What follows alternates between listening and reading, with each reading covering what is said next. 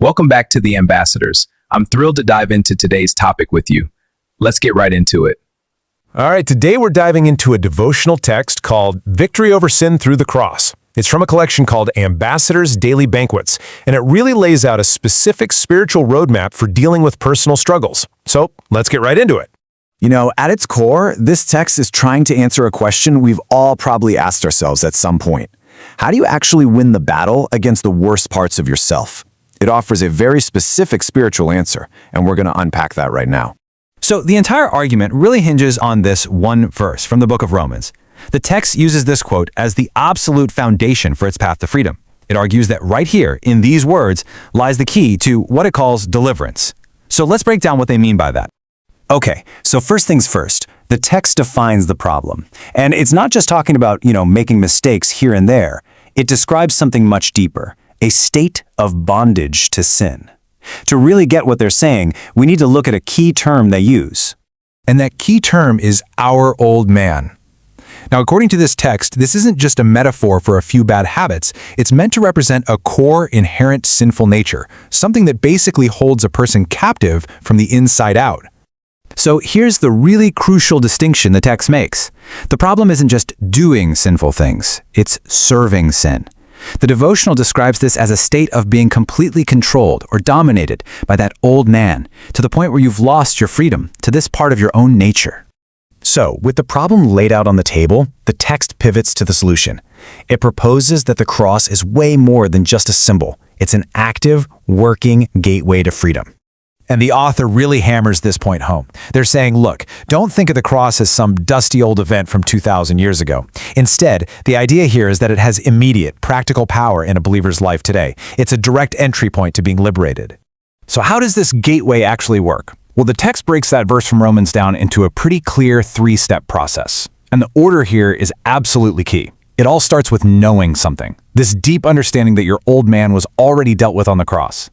This knowledge is what kicks everything off, destroying the power of sin and leading to that final outcome. You are simply no longer obligated to be its servant. And this gets right to the heart of the message. This isn't about gritting your teeth and trying harder. No way. The text is emphatic that this victory doesn't come from your own willpower. It's all about relying on what has already been done through Christ's sacrifice. It's a message of surrender, not struggle. Okay, so what's the result of going through this process? What's the payoff?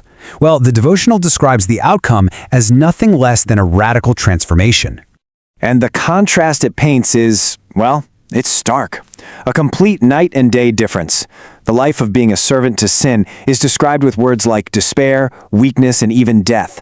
But after embracing the cross, that state is transformed into one of hope, strength, and life. A total reversal.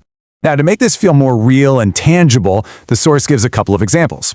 First, there's the classic biblical story of the thief on the cross, the one who gets forgiveness right at the very end. And then it brings it into the modern day, pointing to examples of people who it claims find freedom from things like addiction by surrendering them. So, the text lays out the problem, the solution, and the result. But it doesn't just leave it there as some abstract idea. It then shifts gears and turns this whole theological concept into a direct call to action. This is the real so what moment. If you're buying into this, what do you actually do? What's the practical next step? The devotional provides a pretty clear four-part answer. The process kicks off with self-examination, really identifying those areas where sin has a hold. That's followed by an act of fully surrendering those specific areas to Christ.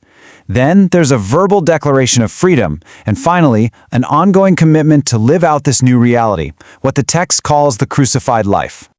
Okay, so we've walked through the personal steps, but then the text kind of zooms out. It starts to connect this individual transformation to a larger community and a bigger purpose, and it actually invites the reader to join a mission. And this mission has a name: Operation 500 Million Souls for Christ. The text presents this as a way to take that very personal message of transformation and start applying it on a truly global scale.